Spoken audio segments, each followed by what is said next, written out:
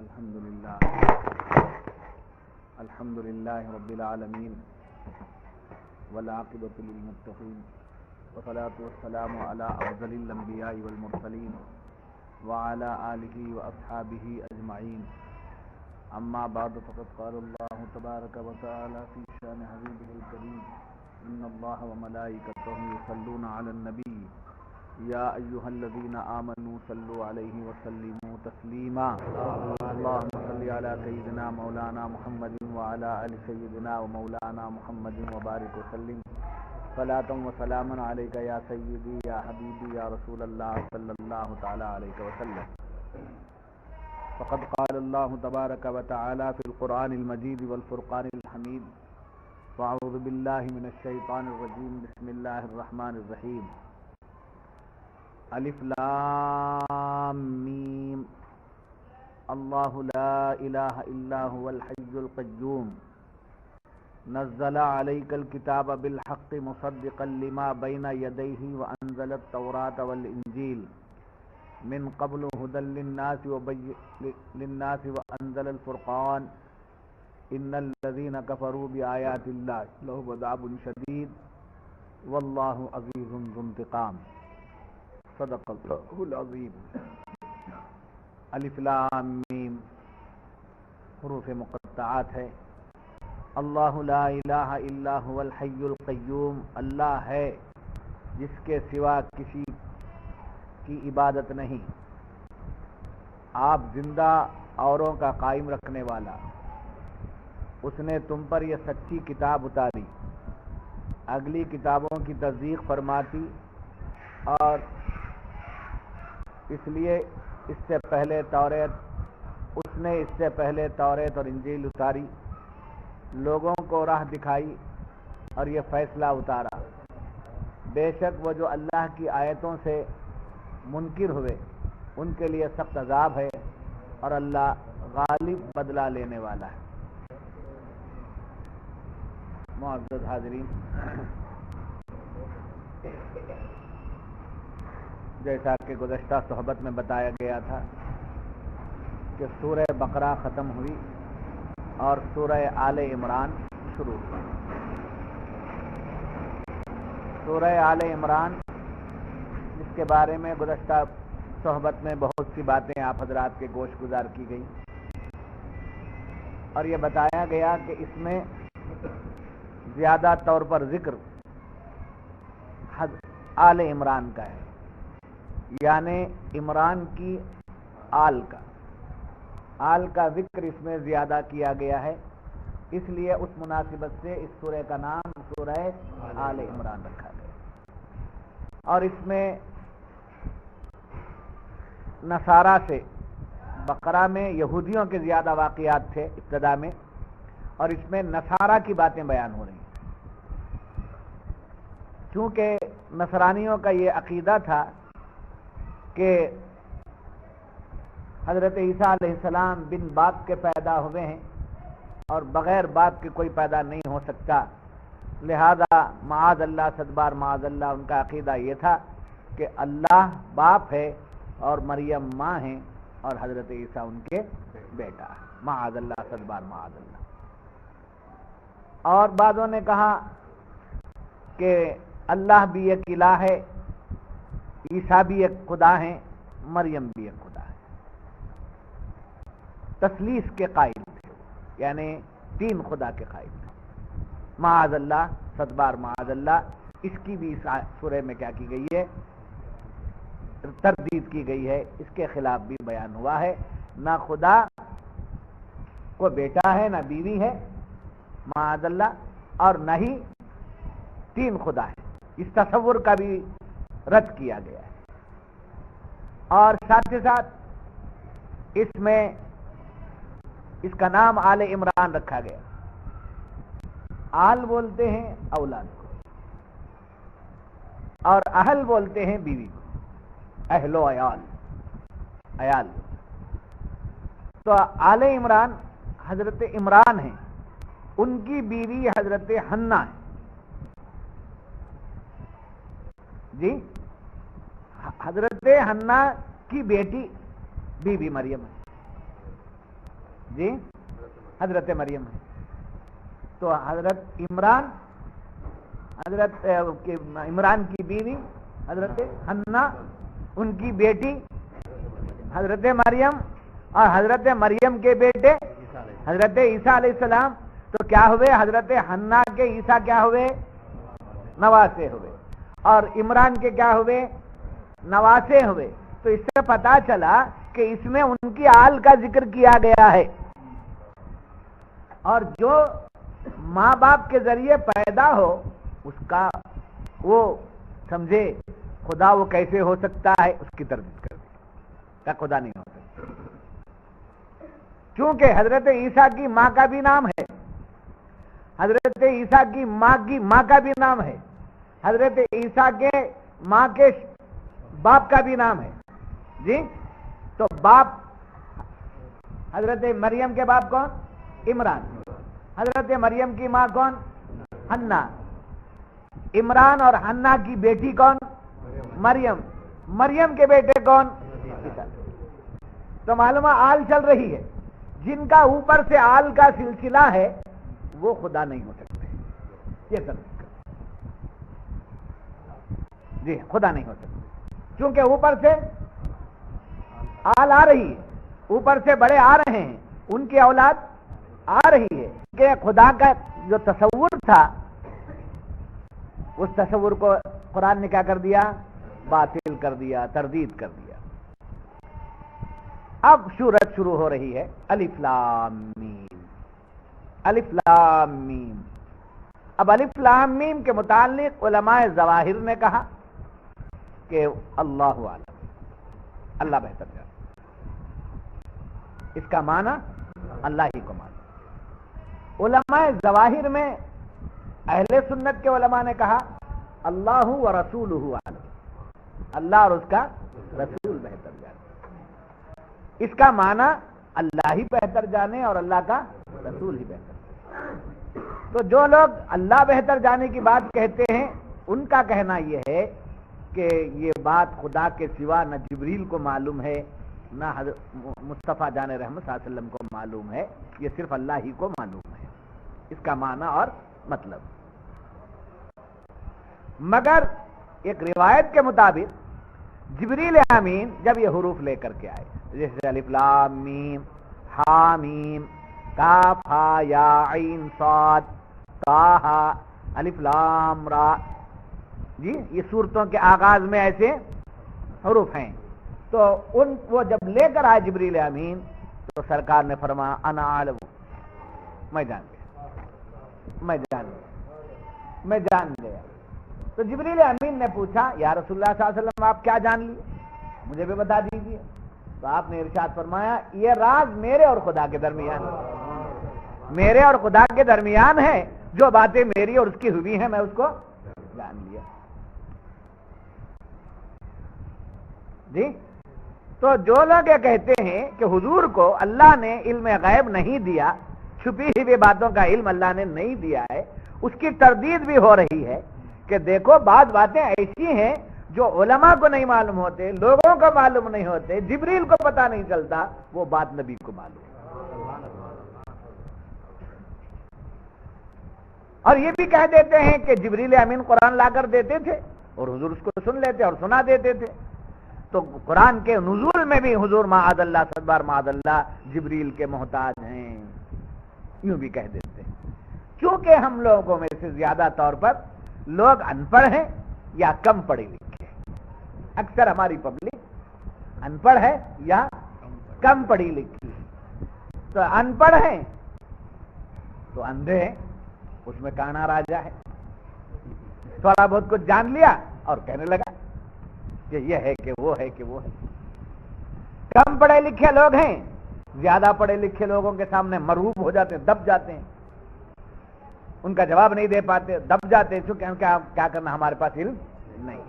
وہی علم دینے کے لیے، آپ کو مضبوط کرنے کے لیے ہماری محنتیں ہیں کہ آپ نہ مفسر بن کے کہیں جا کے تفسیر بولیے، آپ ڈنڈا لے کر کے کہیں جا کے جھگڑا کیجیے. نہیں، آپ اتنا علم رکھیے کہ اگر دوسرے کا ایمان نہیں بچا سکتے تو اپنا ایمان تو بچا کے رکھیے. یہ بھائی نہیں بات سمجھ میں آ رہی ہے؟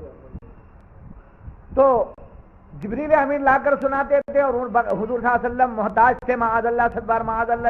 جبریل امین آئے، وہی لائے، اس کا انکار نہیں ہے. پورا قرآن وحی الہی ہے اور بواسطہ جبریل ہے. مگر ایک اور مقام ایسا ہوا جہاں جبریل بھی نہیں تھے. معراج میں اللہ تعالیٰ نے بلایا اور جبریل بھی نہیں ہے، سدرۃ المنتہا پہ رک گئے اور آگے بڑھے اور آگے بڑھے، عرش اعظم تک پہنچے. ارے جہاں تک خدا کی خدائی ہے وہاں تک مصطفیٰ کی پہنچ چکی ہے. اور جب تنہا ہوئے، خدا اور محمد ایک ہوئے، تو کہنے لگے. اب اللہ نے کچھ باتیں کی، ان باتوں کا ذکر خود قرآن کرتا ہے. فَأَوْحَىٰ إِلَىٰ عَبْدِهِ مَا أَوْحَىٰ، فَأَوْحَىٰ إِلَىٰ عَبْدِهِ مَا أَوْحَىٰ. بس اس نے وحی کی اپنے بندے کی طرف جو کچھ اس نے وحی کی. 27ویں پارے میں سورہ نجم کے اندر موجود. معلوم ہوا کہ اللہ تعالیٰ نے اپنے محبوب کو تمام علوم دے دیے، اور نبی کسی کا شاگرد نہیں ہوتا. ذہن میں بات رکھیے، نبی کسی کا شاگرد نہیں ہوتا، اس لیے کہ نبی پڑھا پڑھایا آتا ہے اور خدا ان کو پڑھاتا ہے. جبریل لاتے ہیں صرف احکامات پہنچانے کے لیے، بات پہنچا کر جانے کے لیے، ورنہ درمیان میں کچھ اس میں تخفیف کرنے کا ان کو بھی حق نہیں ہے. الف لام میم، یہ حروف مقطعات یاد رکھنا. کیا ہیں؟ حروف مقطعات. اب حروف مقطعات اللہ ہی بہتر جانے، یہ متشابہات ہے، یہ ڈاؤٹ کی باتیں ہیں. عالم اپنے کو بچانے کے لیے کچھ بھی کہہ سکتا ہے، مگر تحقیق میں جب آئیں گے تو ہر بات کھل کر کے سامنے آتی ہے. جی اب اس پر بعض مفسرین نے فرمایا الف لام میم سے مراد الف سے اللہ، لام سے جبریل، میم سے محمد، جس کو آپ اپنی زبان میں کیا کہتے ہیں جی، جس کو اپنی زبان کوڈ ورڈ سمجھے یا شارٹ فارم، اس کا فل فارم یہ ہے. یہ بعض صوفیہ نے بیان کیا، بعض محققین نے بیان کیا، مگر تفسیر کی دنیا میں اکثر علماء یہی کہتے ہیں کہ اللہ و رسولہ عالم. مراد یہ لی گئی الف سے اللہ، لام سے جبریل، میم سے محمد صلی اللہ علیہ وسلم. یہاں لا کر رافضیوں کے عقیدے کا انکار ہو رہا ہے.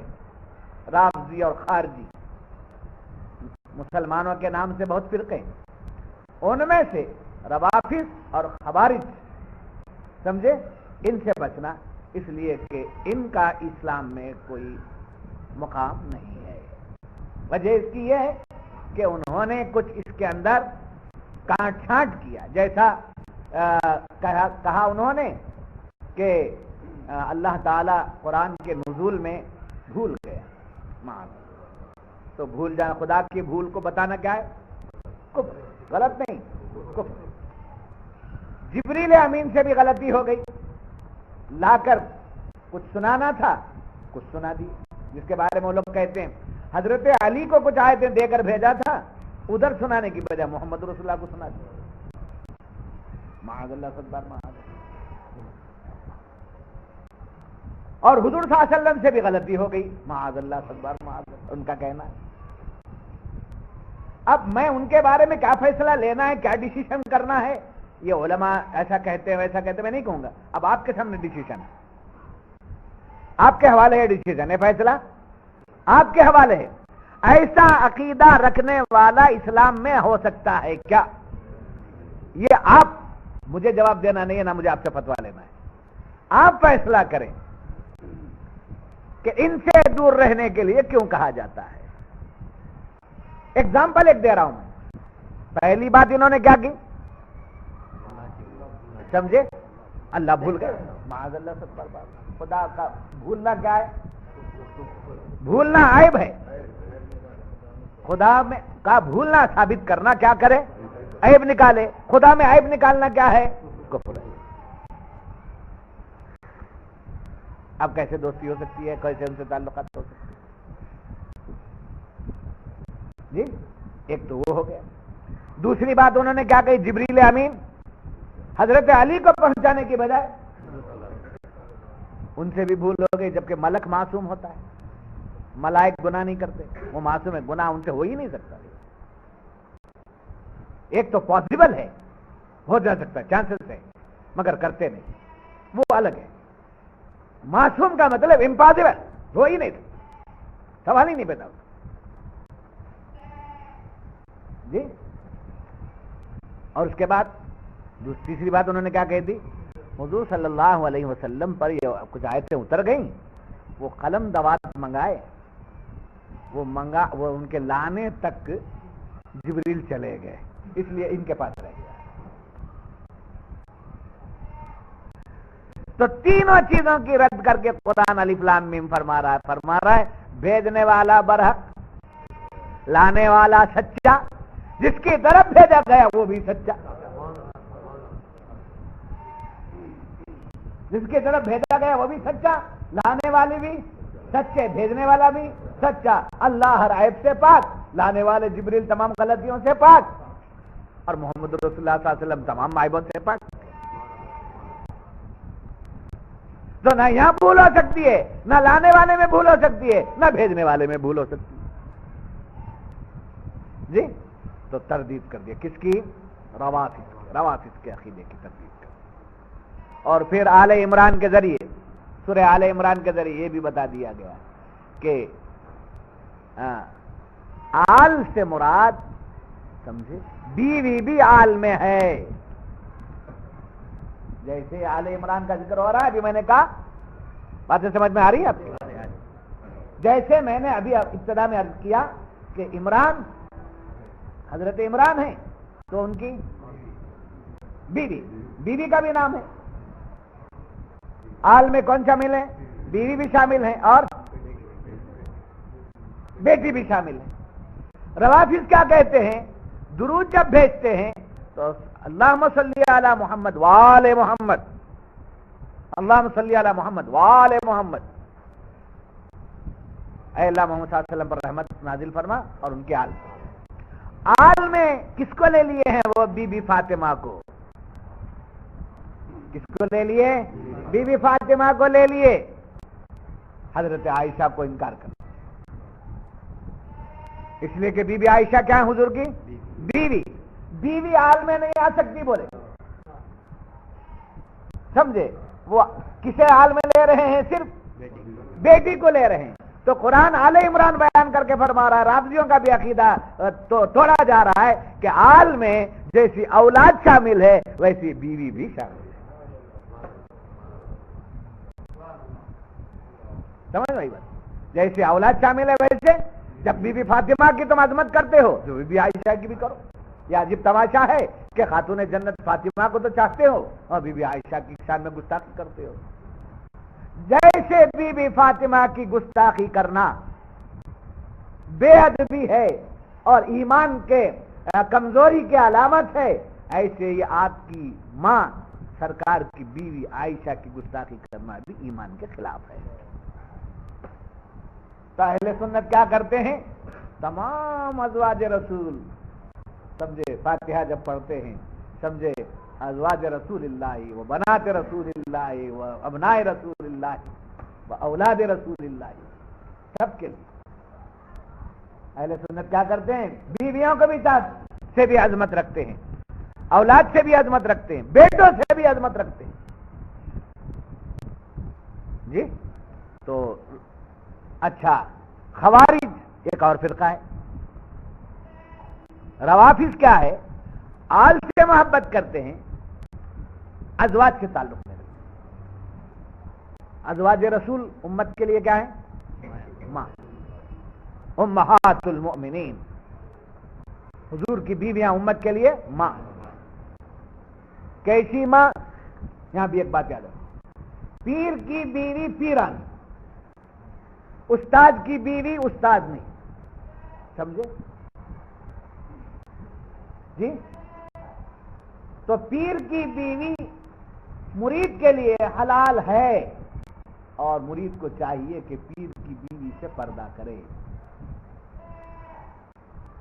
پیر کی بیوی سے پردہ، پیر بہن کا کسی پیر بھائی کے سامنے آنا جائز نہیں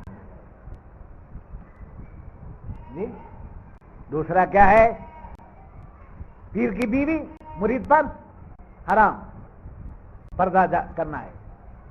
اگر پیر کا انتقال ہو گیا، اگر پیر جیسا کہتے ہیں کہ پیرانی ماں ہمارے پیر صاحب کی بیوی ہماری ماں، ہمارے استاد کی بیوی ہماری ماں کے جیسی مگر ماں نہیں، ایسی ماں ہے کہ اگر پیر کا انتقال ہو گیا تو پیرانی ماں اگر کم عمر ہے یا ان کے نکاح کی ضرورت ہے تو مرید ان کو اپنے نکاح میں لے سکتا ہے۔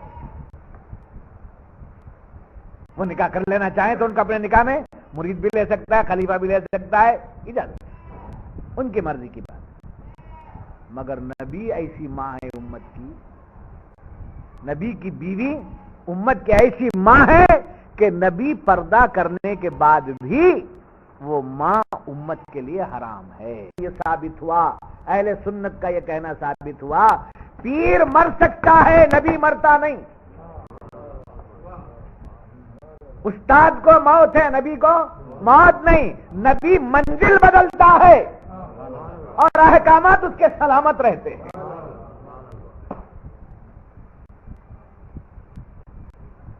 بس سمجھ میں آتا ہے؟ اگر کوئی یہ کہہ دے کہ حضور صلی اللہ علیہ وسلم مر کر معاذ اللہ مٹی میں مل گئے، ایسی بدعقیدگی کی بات کرے تو آپ کو بہت لمبی چھوڑی باتیں کرنے کی ضرورت نہیں، بہت لمبی چھوڑی باتیں کرنے کی ضرورت نہیں۔ ان سے سوال کر دیجئے حضور کے وصال کے بعد حضرت عائشہ کا نکاح کس سے ہوا پوچھو تو کیا کرے گا؟ وہ کان پکڑے گا، توبہ کرے گا۔ کیا بات کر رہے ہیں آپ؟ کیا بات کر رہے ہیں آپ؟ ایسا ہو سکتا ہے کیا؟ ایسا ہو سکتا ہے کیا؟ کیا بات کر رہے ہیں آپ؟ وہی آپ سے سوال کرے گا۔ ہاں میں وہی بات کرنے چاہتا ہوں جو آپ بول رہے ہیں کہ کیوں نہیں نکاح کر سکتے بھائی؟ بیوہ کے نکاح کی اجازت ہے، کیوں نہیں کر سکتے؟ تو وہی جواب دے گا آپ کو کہ وہ بیوہ ہو ہی نہیں سکتی تو کیسا نکاح کرو گے؟ تو وہیں پکڑ لینا، جب بیوہ نہیں ہو سکتی تو آپ مان لیے نا، بیوہ نہ ہونے کا مطلب مان لیے نا آپ کہ سرکار زندہ ہے۔ اب یہ جواب میں نے دے دیا، کوئی بھی آ کے بیٹھ کر سن لے۔ اگر میں کہا ٹونڈے ایسا کرتے ہیں، ٹونڈے ایسا کرتے ہیں، تو اس کے بعد مخالفت پیدا ہو جاتی، جھگڑے پیدا ہو جاتے۔ ایسی باتیں کر کے جھگڑے کے بجائے علمی باتیں کرو تاکہ ان کا عقیدہ خود باطل ہو، وہ ماننے والے ہو۔ بات سمجھ میں آ گئی؟ درود پاک پڑھیے۔ اللہم صلی علی سیدنا مولانا محمد وعلی آل سیدنا مولانا محمد مبارک وسلم صلاۃ و سلام علیک یا رسول اللہ صلی اللہ تعالی علیہ وسلم۔ حضرات، الف لام میم کیا مراد؟ یہ وہ کتاب ہے جس کو اللہ نے نازل کیا، اور کون لائے؟ اور کس پر لائے؟ الف سے اللہ، لام سے جبریل، میم سے محمد۔ یہ مراد ہے۔ ترجمہ ایسا کرے بول کر نہیں، ترجمہ اپنی جگہ۔ بعض محققین نے یہ مراد لیا ہے کیونکہ ریکارڈ کرنا ہے، اور ریکارڈ جب گھروں میں گھسے گی، پڑھنے والوں کے پاس جب جائے گی، جاننے والوں کے پاس، تو ہماری پکڑ نہیں سمجھے؟ آپ لوگوں کو بٹھا کر کے جاہل بنانا نہیں، آپ کو علم سے آراستہ کرنا ہے۔ تو یہ مراد لیا بعض محققین نے۔ اکثر یہی کہتے ہیں کہ اللہ و رسولہ، اللہ و رسولہ، اللہ اور اس کا رسول بہتر ہے۔ اب اس کے بعد آیت شروع ہو رہی ہے، اللہ لا الہ الا ہو الحی القیوم۔ اللہ مبتدا، اللہ مبتدا، لا الہ الا ہو یہ خبر جی۔ اللہ مبتدا اور لا الہ الا ہو یہ کیا ہے؟ خبر۔ نہیں ہے کوئی عبادت کے لائق، نہیں ہے کوئی معبود، نہیں ہے کوئی معبود، یہ کیا ہے؟ یہ خبر، کوئی نہیں، یہ خبر ہے۔ یہ خبر ہے کہ نہیں ہے کوئی معبود، نہیں ہے کوئی حاجت روا، نہیں ہے کوئی عبادت کے لائق، یہ خبر ہے۔ مگر کون؟ اللہ۔ عبادت کے لائق کوئی نہیں ہے کہ خبر کی مبتدا اللہ، اور ذات الوہیت کی نسبت سے پہلا اس کا نام آتا ہے، بعد میں غیر کا نام آتا ہے۔ جی، ذات الوہیت، شان الوہیت کا تقاضا یہ ہے کہ جب بھی آپ لیں تو پہلے کس کا نام لیں؟ اللہ کی ذات کا لیں۔ اور میں نے جمعہ میں جو کہی تھی بات حلقے میں، وہ طریقت کے میدان کی بات ہے۔ جب آپ اس انداز سے گفتگو کریں تو پہلے کس کو لائیں گے؟ اللہ۔ تو پہلے کیا ہے؟ مبتدا اور اس کی خبر، اور مبتدا جو ہے وہ پہلا ہے، خبر جو ہے وہ بعد میں ہے، سمجھے؟ جس کو سرکار، ہمارے سرکار ایک جگہ لکھتے ہیں، خبر مصطفیٰ مبتدا ہے تو تیرے رہنے کی خبر دینے والے محمد رسول اللہ۔ یہاں اللہ مبتدا ہے، اس کی خبر دینے والے، اس کی ذات اور صفات کے پتے بتانے والی آیت بعد میں آ رہی ہے، لا الہ الا، نہیں ہے کوئی حاجت روا، سمجھے، سوائے اس کے، کس کے؟ اللہ۔ اللہ، اللہ سے مراد اللہ، نہیں ہے کوئی معبود سوائے اللہ کے، اللہ کے سوا کوئی عبادت کے لائق نہیں ہے۔ تو اللہ کیا ہے؟ خبر، مبتدا، اور لا الہ الا ہو کیا ہوا؟ خبر۔ اور پھر خبر میں یہ بھی ہے الحی القیوم، وہ وحدہ لا شریک ہے، اور وہ کیا ہے؟ الحی، حی ہے، حی، حی کے معنی زندہ، حی کے معنی زندہ۔ تو مفسرین فرماتے ہیں کہ حی کسے کہتے ہیں؟ یہاں هو الحی، هو الحی، کسے حی کہتے ہیں؟ وہی زندہ۔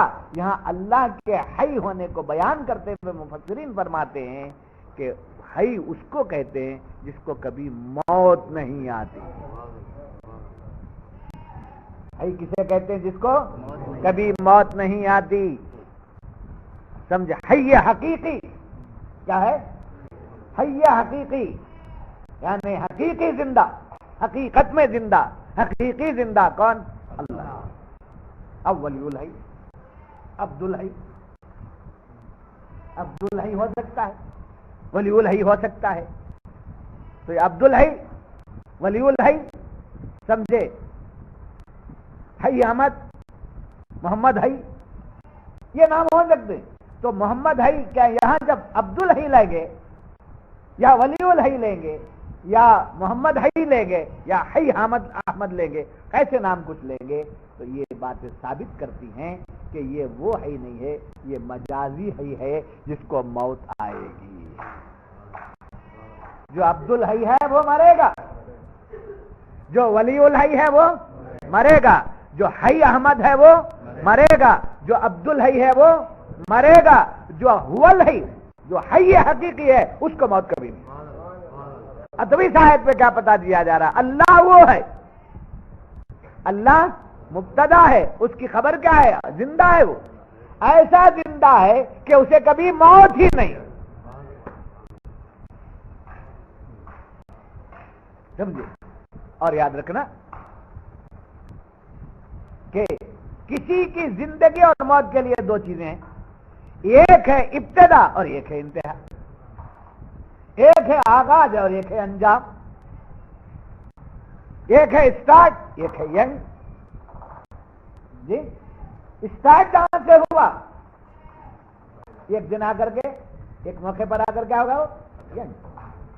جہاں سے شروع ہوا وہاں سے ختم، جہاں سے آغاز ہوا وہاں سے انتہا ہو گئی۔ تو آغاز انتہا کو بتا رہی ہے۔ تو اللہ تبارک و تعالی کی انتہا نہیں ہے، اس لیے کہ اس کے آغاز کی بھی ابتدا نہیں، وہ خود سے ہے، اس کو کسی نے جنم نہیں دیا، اس کو کسی نے پیدا نہیں کیا، وہ شروع سے۔ لفظ اول لائیں تو اس لفظ سے پہلے، لفظ عالم لائیں تو اس سے پہلے، جون سا بھی لفظ وجود کے لیے لائیں گے وہ لفظ بعد میں ہے، اس سے پہلے اللہ ہے. لفظ وجود لائیں گے تو لفظ وجود سے پہلے وہ موجود. اگر وہ موجود نہ ہوتا تو لفظ وجود جنم میں نہ آتا.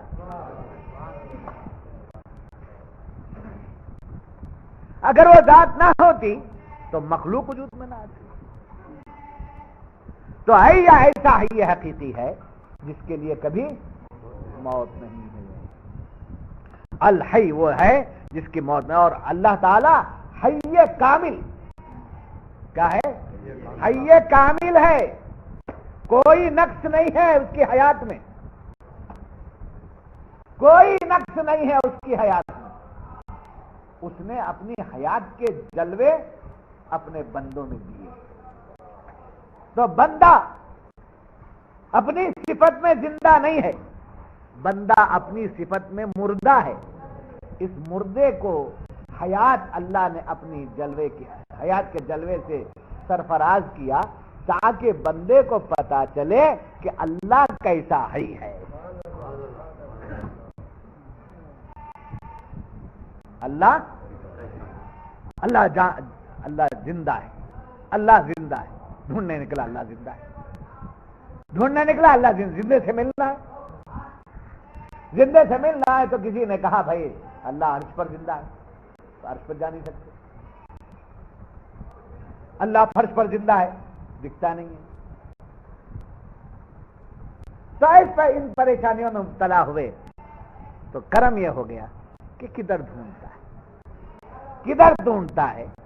تو جو ہے تجھ میں جو حیات ہے وہ تیری نہیں ہے. تو اپنے کو سمجھ لے. من عرف نفسہ فقد عرف ربہ. جس نے اپنے نفس کو پہچان لیا بس اس نے رب کو پہچان لیا. خود میں جو زندگی ہے کیا ہے؟ میری زندگی جب میری نہیں ہے، میری حیات جب میری نہیں ہے، جب میری حیات الگ ہے اللہ کی حیات الگ ہے تو شرک کر رہا ہوں. ایک حیات دو نہیں ہو سکتی. یا نہیں تو ایک زندہ رہنا ایک مردہ رہنا. دو زندہ نہیں رہ سکتے. مردے بہت ہیں، مردے بہت ہیں. حیات ایک ہے. حیات اس لیے ایک ہے کہ حی ایک ہے. حیات اس لیے ایک ہے کہ حی ایک ہے. تو ایک ہی حیات، ایک ہی حیات ہے. اسی حیات کے جلوے ہیں یہ سب کچھ. ان پورے مردوں میں نکال کر دیکھ لو تو ایک ہی حیات ملے گی.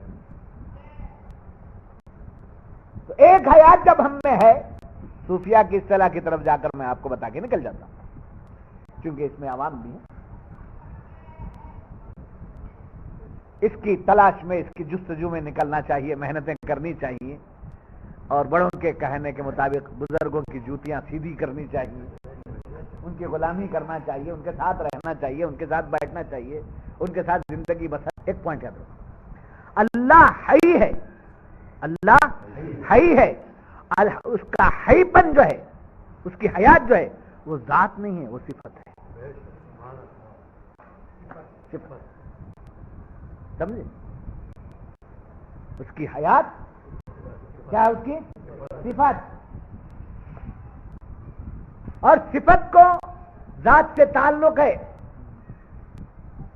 جب ذات کو نزول ہوتا ہے، ذات میں جب تنزل آتا ہے تو صفات میں بھی تنزل آ گیا. ذات میں جب تنزل آیا تو صفات میں بھی تنزل آ گیا. عمر بڑھتی گئی، آنکھوں کی بینائی میں کمزوری آ گئی. عمر جواب دیتی گئی، کانوں کی سماعت میں کمزوری آ گئی. عمر بڑھتی گئی، قوا کمزور ہو گئے. عمر بڑھتی گئی، سمجھے شولڈر سے ڈھیلے ہو گئے. جیسے جیسے عمر بڑھ جاتی ہے ویسے ویسے کمزوری آتی ہے کہ نہیں آتی؟ تو بصارت کیا ہے؟ بینائی کیا ہے؟ صفت ہے. ذات کو ڈھلوان ہوا، صفت کمزور ہو گئی. تو اللہ کی حیات اس لیے صفت ہونے کے باوجود اس لیے کامل ہے کہ خدا کی ذات کو زوال نہیں ہے. خدا کی ذات کو زوال نہیں ہے. وہ جیسا پہلے سے ہے ویسا اب بھی ہے اور ویسا ہمیشہ ہمیشہ اس نے اپنے حیات کا پتہ لینے کے لیے، سمجھے، اپنے حیات کے جلوے سے مشرف ہونے کے لیے ہمیں دنیا میں بھیجا ہے، میری حیات کو دکھاتے آؤ۔ اور ہم خدا کو دکھانے کی بجائے خود کو دکھانا شروع کرتے ہیں، سمجھے۔ اب اس کی ایک مثال دے دوں گا، آپ آسانی سے سمجھ لیں گے کہ میرے پاس لاکھوں روپے آتے ہیں، آپ لوگوں کا دیا ہوا لاکھوں روپے آتے میرے پاس، چھوٹا موٹا نہیں آتا، الحمدللہ آپ لوگوں کا شکر ہے، شکریہ ادا کرتا ہوں میں آپ کا۔ تو لاکھوں روپے پر میں لاکھ پتی ہوں، اگر میں اس پر اپنی منمانی کروں تو کوئی بھی کہہ سکتا ہے ان کے باپ کا کس کے مال پہ کر رہے ہیں، کس کے مال پہ اطراء ہے، ہمارا مال ہے، امانتداری سے خرچ کرنا چاہیے۔ سوال کھڑا ہو جائے گا، یہ میں اپنے اوپر ایک ایگزامپل لے کے بول رہا ہوں میں آپ کو۔ تو پرائے مال پر ہمارا اکڑنا یا ہمارا بڑائی پن مارنا یا ہمارا اسراف کرنا، پرائے مال پر ہمیں ادھیکار نہیں ہے۔ اگر کچھ کرنا ہو تو ہمارا ذاتی ہو، ہم ذاتی کر رہے ہیں، آپ کوئی سوال کریں تو ہم پوچھیں گے آپ سے کہ آپ کا مال تو میں نہیں خرچ کر رہا ہوں، یہ تو میرا مال ہے، یہ تو میری کمائی ہے، یہ تو میری محنت ہے، یہ تو میری ملکیت ہے، یہ میری جائیداد ہے۔ تو اپنی ہو تو اترا سکتے ہیں، اوروں کی ہو تو اترا نہیں سکتے۔ اسی مثال کو لے کر یاد رکھیے، جو کچھ ہم میں ہے وہ ہمارا نہیں ہے، جو کچھ ہم میں ہے وہ ہمارا نہیں ہے۔ جب ہمارا نہیں ہے، ہمارا نہیں ہے تو پھر ہمیں اطرانی کی اور منمانی کرنے کی اجازت نہیں ہے۔ اس لیے ہمیں کیا کرنے کا حکم دیا گیا؟ اللہ کی عبادت کرو۔ کیا کرو؟ اللہ کی عبادت کرو۔ عبادت کا مطلب کیا؟ پوائنٹ نوٹ کریے، عبادت کا مطلب، اللہ کی عبادت کرو کا مطلب کیا؟ اللہ کی عبادت، وہ نماز پڑھو، نماز پڑھو۔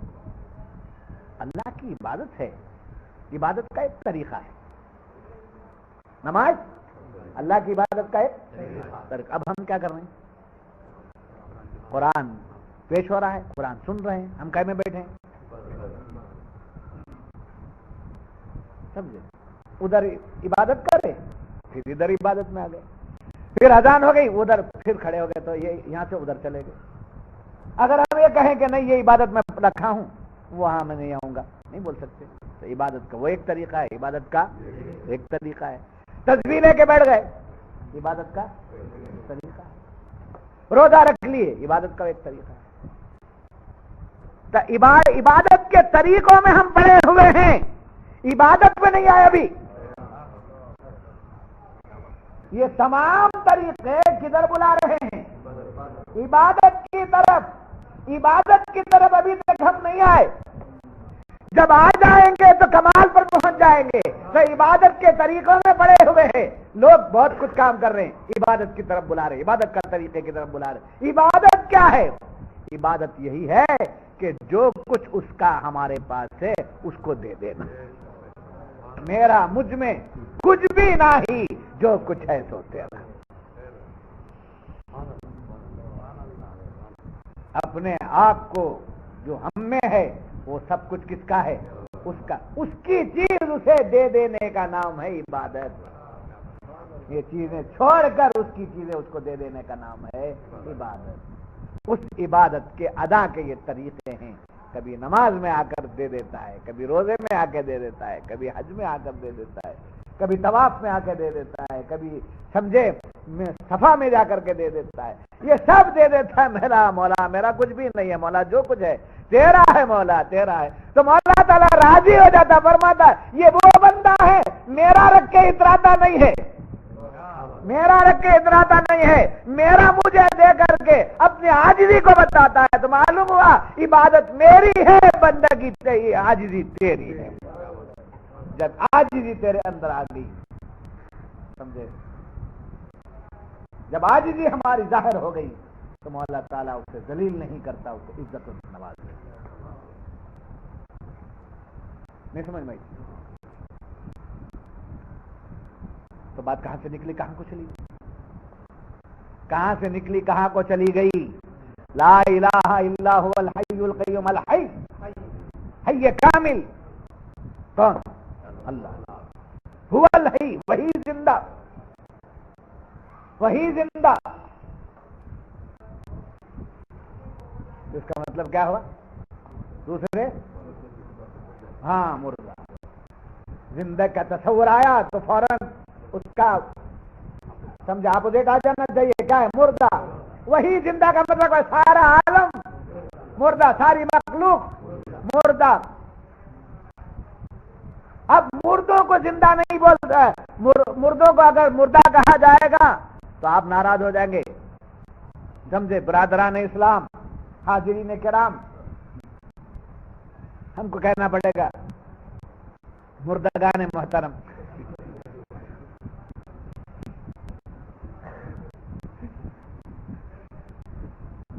مردگان محترم ایک ضروری اعلان سنیے، سنیں گے آپ کی حقیقت بتائیں تو آپ مارنے آتے ہیں، آپ کی حقیقت بتائیں تو مارنے آتے ہیں، ہاں؟ مولا کے جلوے کو اپنے لے لیتے ہیں، اپنا تصور کرتے ہیں، یہ کہاں کی اجازت ہے؟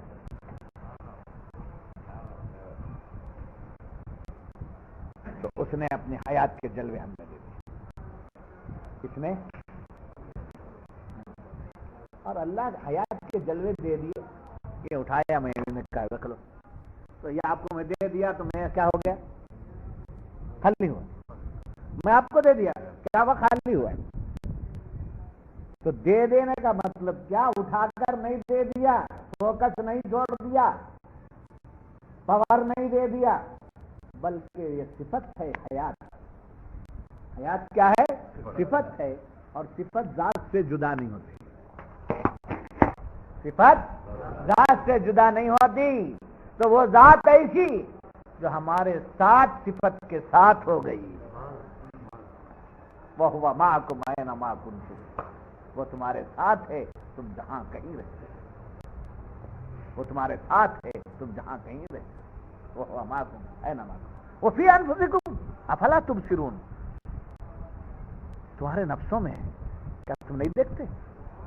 کیا تم نہیں دیکھتے؟ کیا نہیں دیکھتے ہیں؟ اس لیے کہ دکھانے والے سے نہیں ملے، دکھانے والے سے ملیں گے تو جلوے دیکھیں، سمجھے؟ اللہ تعالی کی حیات و صفات کے جو جلوے ہیں وہ ہم میں ہیں، سمجھے؟ اور ہم آئینہ ہیں، اور اللہ پردے میں ہے، کہا نہیں، یہ جو پردے ہیں اس کو ہٹا کے دیکھو، یہ مئی پن کا پردہ ہٹا کو دیکھو، حق پن نظر آئے، ہے پن نظر آئے، سمجھے؟ خدا کو دیکھنا ہے، خود ہی کو چھوڑو۔ ڈاکٹر اقبال اس کو بڑے پیارے انداز سے کہتے ہیں، خود ہی میں گم ہے خدائی تلاش کرے گا، خود ہی میں گم ہے خدائی تلاش کرے گا، فیل یہی ہے تیرے لیے اب صلاح کار کی راہ، یہی ہے تیرے لیے اب صلاح کار۔ کب تک غفلتوں میں رہو، کب تک ادھر ادھر بھٹکتے رہو؟ موٹے بننے کا ٹائم آیا ہے، سامان بولو جی، نہیں سمجھ میں بات؟ کیا کیا ہم نے، کیا کرنا ہے ہم کو؟ فکر کرو، فکر کرو، فکر کرو، ورنہ مایوسی کے سوا ہاتھ کچھ نہیں آئے۔ درس قرآن کے لیے آپ دور دراز علاقوں سے آئے، محلے کے تو ایک بھی نظر نہیں آتے، مشکل سے ایک آدھ ہے یا نہیں ہے معلوم، بہت دور دور سے آئے، کئی کلومیٹر سے آئے۔ اگر میں حاضر نہ آیا، اگر میں آج ایبسینٹ ہو گیا تو آپ تو جائیں گے، مگر کیا کریں، کیا ہو کر جائیں گے؟ مایوس۔ جیسا میرا نہ آنا آپ کے آنے کے مقصد کو فوت کر دیتا ہے اور آپ مایوس ہو جاتے ہیں، اسی مثال اگر ہم اپنا کام کیے بغیر ہم دنیا سے جاتے تو وہی مایوسی لے کے جاتے، وہی حسرت لے کے جاتے۔ اس مایوسی سے بچنے کے لیے کچھ کام، غفلت سے نکل، کچھ کام بھی کر، ہونا جو نہ تھا وہ ہو بھی گیا. غفلت سے نکل کچھ کام بھی کر، ہونا جو نہ تھا وہ ہو بھی گیا. اس زندگی کا سب سرمایہ کھونا جو نہ تھا وہ کھو بھی. نہیں سمجھ میں آ رہی بات؟ پہلے سلسلہ کو بولا، سلسلہ خانقاہی باتیں ہوتی ہی نہیں ہوتی، اور پھر کیا حلقے میں جائیں گے. خیر، حی کو میں نے اتنا سمجھے سنبھالا، اور میری بساط بہت کم ہے. میری بساط بہت کم ہے. اپنی بساط کے مطابق، میرے علم کے مطابق میں نے آپ حضرات کے سامنے حی کو رکھا. اللہ تعالیٰ کیا ہے؟ حی کامل.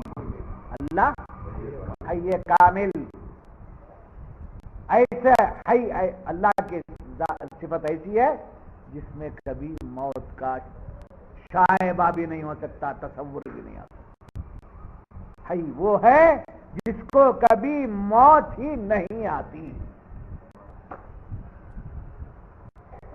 جس کی زندگی کی ابتدا ہو اسی کی زندگی کی انتہا ہے. اب اللہ کی زندگی کی ابتدا کا کوئی شمار نہیں ہے. ایسے اس کی حیات کا. اس کے بعد فرمایا القیوم. حی کامل اللہ، قیوم حقیقی اللہ. هو الحی القیوم. قیوم حقیقی. سمجھے؟ اب قیوم حقیقی کا کیا مطلب اور معنی ہے؟ اللہ قیوم ہے، اس کے سوا کوئی قیوم. قیوم کے معنی باقی رہنے والا. قیوم کے معنی باقی رہنے والا، قائم رہنے والا. مگر صرف قائم رہنے والا نہیں، فرمایا قائم لنفسہ وہ مقوم لغیرہ. قائم لنفسہ وہ مقوم لغیرہ، جو اپنے آپ سے قائم ہو اور دوسروں کو قائم رکھے. جو خود سے قائم ہو اور دوسروں کو قائم رکھے.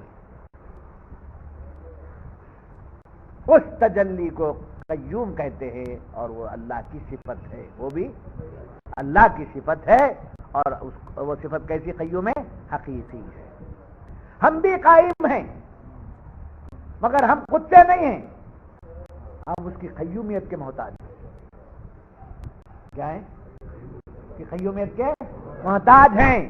ہم قائم ہیں تو اس کی قیومیت سے قائم. ہم زندہ ہیں تو اس کی حیات سے زندہ. تو محتاج ہوا نا. کوئی بندہ، کوئی بادشاہ، کوئی عالم، کوئی بڑا اونچے سے اونچا، کوئی اونچے سے اونچا، اونچے سے اونچا ایسا نہیں ہے جو خدا کی قیومیت سے خالی ہو. ہر یہ خدا کی قیومیت کا محتاج ہے، اور جو محتاج ہے وہ الہ نہیں ہو سکتا. جو محتاج ہے وہ الہ نہیں، خدا نہیں. خدا کسی چیز کا محتاج نہیں ہے، اس لیے وہ الہ ہے. وہ الہ حقیقی ہے، وہ حی کامل ہے، وہ قیوم حقیقی ہے. اللہ لا الہ الا هو الحی القیوم. اچھا، یہاں ایک بات یاد رکھیے.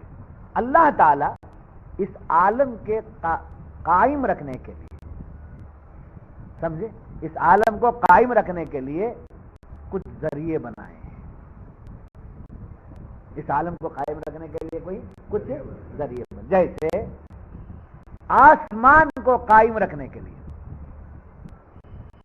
آسمان کو قائم رکھنے کے لیے چاند، سورج، ستارے.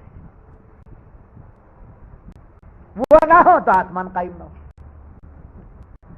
زمین کو قائم رکھنے کے لیے فرمایا گیا، فرماتے ہیں زمین کو قائم کرنے کے لیے وسیلہ بنایا گیا، جس کے لیے کیا کہا گیا کہ ہوائیں، غذائیں، پہاڑ وغیرہ رکھے. مگر اس کی قیومیت کے لیے اس کی ضرورت نہیں ہے، مگر یہ تقاضے ہیں. یہاں دو باتیں بتا دی گئی. دیکھیے زمین کا قیام، صوفیہ فرماتے ہیں زمین کا قیام سمجھے وہ وسیلہ ہے جو دوسری چیز ہے. جیسے سرکار دو عالم صلی اللہ علیہ وسلم کی حدیث کو کوٹ کرتے ہوئے فرمایا گیا کہ دیکھو 40 ابدال زمین میں، 40 ابدال زمین پر ہیں جو ملک شام ہے. ان کا قیام قیامت تک کے لیے، انہی کے صدقے میں آسمان سے بارش برستی ہے، زمین سے غلہ ہوتا ہے. چونکہ اس کی قیومیت کے تقاضے، دنیا کو ضرورت ہے، تو دنیا کی ضرورت کو پورا کرنے کے لیے آسمان بھی چاہیے دنیا کے لیے، زمین بھی چاہیے دنیا کے لیے. تو زمین کو قائم رکھنے کے واسطے کسے رکھ دیا؟ چاند سورج ستاروں کو رکھ دیا، اور آسمان کو قائم رکھنے کے لیے، اور زمین کو قائم رکھنے کے لیے کیا کر دیا؟ اس میں پہاڑ رکھ دیے، غلے رکھ دیے. یہ سب رکھنے کے بعد اس میں فرشتے رکھ دیے، اس میں ابدال رکھ دیے. فرشتے بھی ہیں، ابدال بھی ہیں. سب اب جو لوگ یہ کہتے ہیں کہ ہمیں کسی ولی کی ضرورت نہیں ہے، کسی بزرگ کی ضرورت نہیں ہے، کسی نبی کی ضرورت نہیں ہے، معاذ اللہ، ان کو یہ حدیث ان کو یاد کرانا چاہیے. یہ 40 ابدال جو کر رہے ہیں وہ کیا ہیں؟ پورے دنیا کی باغ و ڈور، پوری دنیا کی باغ ڈور ان 40 ابدال کے ہاتھ میں ہے. اور جب ابدال وہاں سے پردہ کرتا ہے ایک، تو دوسرا ابدال منتخب ہونے کے بعد ایک ابدال کو اٹھا لیا جاتا ہے. اس ابدال کے دینے کی ذمہ داری، اس ابدال کے دینے کی ذمہ داری سرکار غوث الثقلین کو حاصل ہے.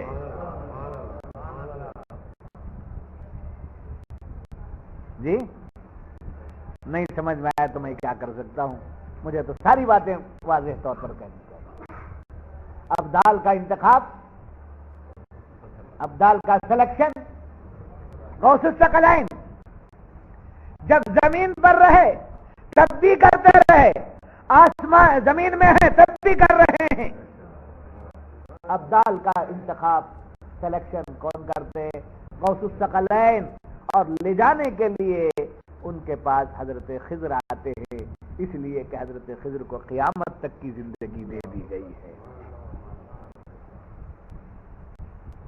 اور حیات ظاہرہ میں ایک واقعہ تو بڑا مشہور ہے، بڑا مشہور واقعہ ہے کہ سرکار غوث اعظم محبوب سبحانی علیہ الرحمہ ورحمۃ اللہ علیہ ورضی اللہ تعالیٰ تشریف لے جا رہے، اور آپ ہمیشہ قیمتی عبا پہنتے تھے، اور آپ قیمتی سمجھے دوشالہ اوڑھتے تھے.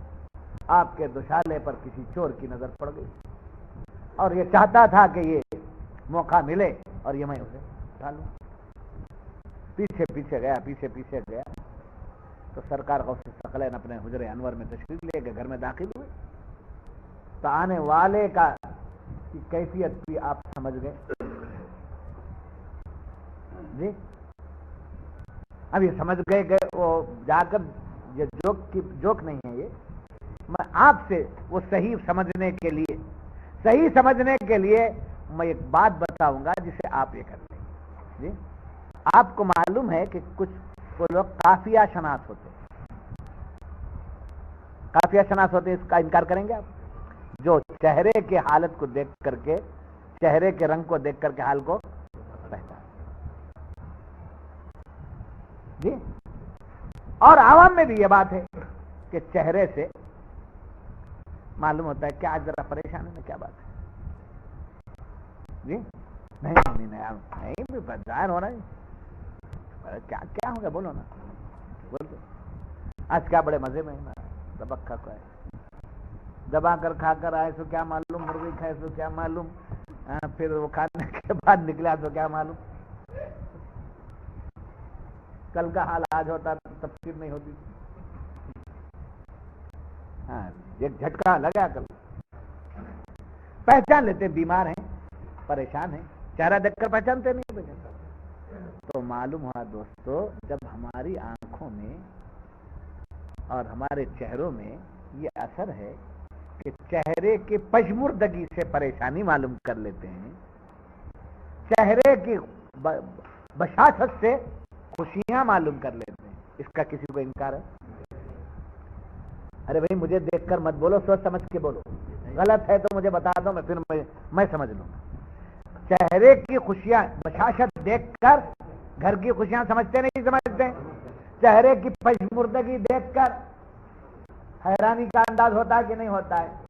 تو چہرہ دیکھ کر، لفافہ دیکھ کر پہچان دے، خط کا مضمون بھاپ لیتے ہیں لفافہ دیکھ کر، لفافہ دیکھ کر مضمون پڑھ لیے، چہرہ دیکھ کر دکھ پڑھ لیے، چہرہ دیکھ کر خوشی پڑھ لیے، یہ ہماری آنکھوں کی بات ہے۔ اولیاء وہ ہیں جو دل کی آنکھوں سے دیکھتے ہیں تو دل کے کیفیات کو پڑھ لیتے ہیں۔ اس میں کون سے جھگڑے کی بات ہے؟ اس میں کون سے تیر نکالنے کی بات ہے؟ اس میں کون سے بھالے نکالنے کی بات ہے؟ سمجھنے کی بات ہے، بس سمجھتے چلو، سمجھتے چلو تو پھر کوئی گڑبڑ نہیں ہے۔ نہیں سمجھ میں آیا، ترشول نکال لیے، برچھی نکال لیے، بھالے نکال لیے، تو کیا مصیبت؟ نہیں سمجھ میری بات، پڑھے لکھے لوگ سمجھ۔ تو بات کہاں کو نکلی تھی؟ غوث الثقلین علیہ الرحمہ آنے والے کے دل کو سمجھ لیں۔ اہل اللہ کے ہمارے پاس بصارت ہے، اہل اللہ کے پاس بصیرت ہے۔ بصارت کو سمجھو، بصیرت کو سمجھو، جی بصارت کو سمجھو، بصیرت کو سمجھو۔ بصارت وہ ہے جو ماتھے کی آنکھوں میں ہے، بصیرت وہ ہے جو دل کی آنکھوں میں ہے۔ اور دل کی آنکھیں دیکھ رہی ہیں آنے والے کا مطلب کیا ہے۔ دوشالہ بندی ہوئی، پہلے دروازے پر رکھ کے چلے، اندر کا دروازہ بند۔ اب یہ شخص بہت اچھا موقع آتا ہے، دوشالہ باہر ہے، دروازہ ابھی اندر سے بند ہے، نکلو۔ اندر دروازہ بند ہونے کے بعد اٹھا لیا دوشالہ اور نکلنے کو جا رہا ہے، بینائی چلی گئی، آنکھوں کی روشنی چلی گئی۔ اب جو دروازہ ڈالا گیا ہے وہ نظر نہیں آ رہا ہے کھول کے جانے کے لیے۔ اب پریشان ہو کر کے پھر دوشالہ جہاں تھا وہاں رکھ دیا، بینائی آ گئی، بینائی آ گئی، پھر اٹھا لیا، پھر جا رہا ہے تو بینائی چلی گئی، پھر رکھ دیا، بینائی آ گئی۔ 3 مرتبے ایسا ہوا۔ اب دل میں ارادہ کر لیا میں نہیں اٹھاؤں گا، یہ جیسا ویسا مجھے باہر چلے جانا ہے، ورنہ میری خیر نہیں ہے، میں نہیں اٹھاؤں گا۔ اب باہر جانے کے لیے دروازہ کھولنے کو جا رہا ہے، باہر سے ایک آواز آئی، کوئی مار رہے ہیں۔ اب ڈر گیا، اندر سے دروازہ کھلے گا، ادھر کا دروازہ کھلے گا، پھر ادھر سے دروازہ کھلے گا، تو میری خیریت نہیں رہے گی۔ لہذا ادھر دیکھا ادھر دیکھا، دیوار تھی، دیوار کے آڑ میں جا کے بیٹھ گئے، سہن کے بیٹھ گئے۔ اندر والے آئے، دروازہ کھولا، باہر والے اندر آئے اور سلام کیا، السلام علیکم یا عبد القادر، کہ دیوار کے پیچھے جا کے بیٹھ گئے۔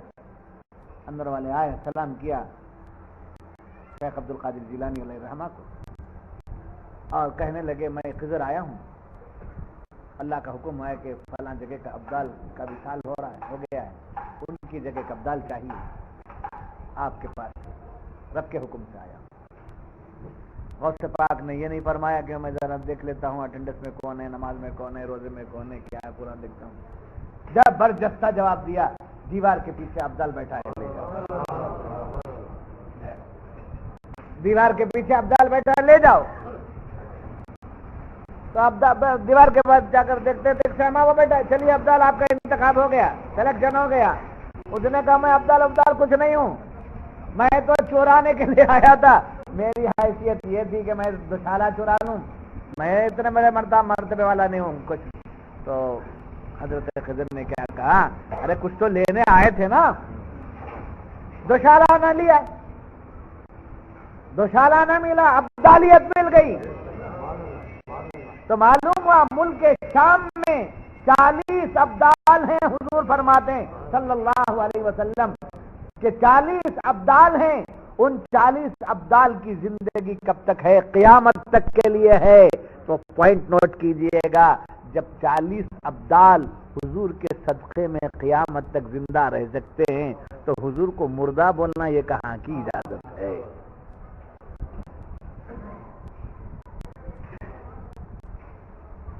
جی بہکی باتیں نہیں کرنا چاہیے، بہکی دیوانی باتیں نہیں کرنا چاہیے، دیوانے ہو جانا چاہیے، دیوانہ پن نہیں آنا چاہیے، بہکی باتیں نہیں کرنا۔ حضور مر گئے، مر کر مٹی میں معاذ اللہ سے، حضور انہوں بھی ہمارے گھر کے چائے تھے۔ ابدال ہیں، اولیاء نہیں ہونا تو چھوڑ دو خدا کی زمین، چلے جاؤ خدا کی زمین کو چھوڑ کر۔ اولیاء اللہ نہیں ہونا، چلے جاؤ آسمان خدا کا چھوڑ کر۔ یہ آسمان کا نظام، یہ زمین کا نظام اللہ نے ولیوں کے صدقے میں رکھا ہے۔ کوئی زمین ڈھونڈ لو، کوئی آسمان ڈھونڈ لو ایسا جس میں کوئی ولی نہ رہتا، ڈھونڈ سکو گے؟ ڈھونڈ سکیں گے؟ ارے بھائی ایسا آسمان نکالیں گے، ایسی زمین لائیں گے؟ جب نہیں لا سکتے تو معلوم نہیں ہوا خدا کی زمین اور خدا کے آسمان، خدا کے زمین کے اوپر، خدا کے آسمان کے نیچے ایک ملک شام ہے، وہاں ابدال ہیں، ابدال، ان کے صدقے میں غذا مل رہی ہے، ان کے صدقے میں غلے مل رہے ہیں، ان کے صدقے میں پانی مل رہا ہے۔ نہیں سمجھ میں؟ تو یہاں یہ بات بتائی گئی کہ 40 ابدال ہیں، اور یہ بات یاد رکھیے، توحید، اللہ لا الہ الا هو الحی القیوم، اس میں کیا بیان ہو رہا ہے؟ توحید، خدا کی توحید کا بیان ہو رہا ہے۔ توحید کا ضد کیا ہے؟ توحید کی ضد کیا ہے؟ شرک۔ توحید کی ضد کیا ہے؟ شرک۔ تو شرک اللہ کو پسند نہیں ہے، شرک نہیں کرنا، شرک کرنے والے کو اللہ کبھی معاف نہیں کرتا۔ شرک کا مطلب کیا؟ غیر اللہ کو خدا نہیں ماننا، یہ کیا ہے؟ شرک ہے۔ شرک اللہ کو پسند ہے، ان شرک لظلم عظیم، بے شک شرک ظلم عظیم ہے۔ مگر توحید سمجھ میں آنا ہو، خدا کے ایک ہونے کا پتہ چلنا ہو، اس کے صفات کے پتے چلنے ہوں، اس کی ذات پر اگر ایمان لانا ہو، توحید والا بننا ہے، موحد اگر بننا ہے تو رسول کو ماننا پڑے گا۔ بغیر رسالت کے توحید نہیں ہے، بغیر رسالت کے توحید نہیں ہے، اور بغیر رسول کے خدا کا پتہ چل ہی نہیں سکتا۔ تو توحید کیا ہوئی؟ توحید کیا ہوا؟ رسول کو ماننا ہی توحید کیا ہے؟ رسول کو ماننا ہی توحید، اور رسول کو اس لیے مانتے ہیں کہ رسول ہم کو خدا سے ملاتے ہیں۔ تو جو لوگ بغیر رسول کے، بغیر کتاب کے ڈائریکٹ جانا چاہتے ہیں، کسی بھی حالت میں کامیاب نہیں ہو سکتے۔ یہی قرآن بتا رہا ہے کہ خدا ایک ہے، خدا کی حیات ہے، خدا کی قیومیت ہے، اور اس خدا نے اپنی حیات اور قیومیت کے تقاضے کے تحت فرمایا کہ دیکھو، رب کی قیومیت کا تقاضا یہ تھا، ہر چیز کا ایک تقاضا ہے، ہر چیز کا ایک تقاضا ہے، رب کی قیومیت کا ایک تقاضا یہ تھا کہ بندوں کی بقا کے لیے،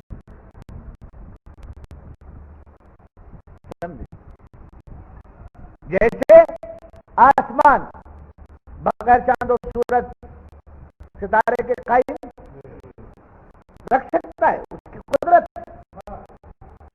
اس کی قدرت ہے، بغیر ماں باپ کے آدم کو پیدا کیا ہے، اس کی قدرت ہے، اور چاہے تو سب کو پیدا کر سکتا ہے، ویسے اس کی قدرت ہے، مگر ایک تقاضا ہے، ایک قانون ہے، ایک قانون ہے، ایک تقاضا ہے، شان قیومیت کا ایک وہ یہ کہ آسمانوں کو باقی رکھنے کے لیے وہ کیا، بندوں کی بقا کے لیے ذریعہ بنایا، اور بندوں کے اندر دو چیزیں، ایک جسم اور ایک روح۔ کیا ہے؟ جسم و روح ہے۔ اب جسم کے بڑھنے کے لیے، اس کے قائم رہنے کے لیے ذریعہ بنایا غذا، ہوا، جی، اور دوائیں۔ جسم کو باقی رکھنے کے لیے کیا بنایا؟ غذائیں بنایا، دوائیں پیدا کی، یہ جڑی بوٹیاں جو ہے دوائیں پیدا کی، اور ہوائیں پیدا کی۔ اس کے بغیر بھی خدا قائم رکھ سکتا ہے، اس کی شان ہے، اس کی قدرت ہے، مگر تقاضا، قیومیت کا تقاضا یہ ہے کہ تم اس کے بغیر رہ نہیں سکتے۔ ماں باپ سے پیدا ہونا، ورنہ کوئی تم کو جو ہے گلے لگانے کو تیار نہیں ہوتا، اس لیے کہ بے ماں باپ کے پیدا ہونے والا حلال ہی نہیں کہا جائے۔ تو تمہارے تقاضے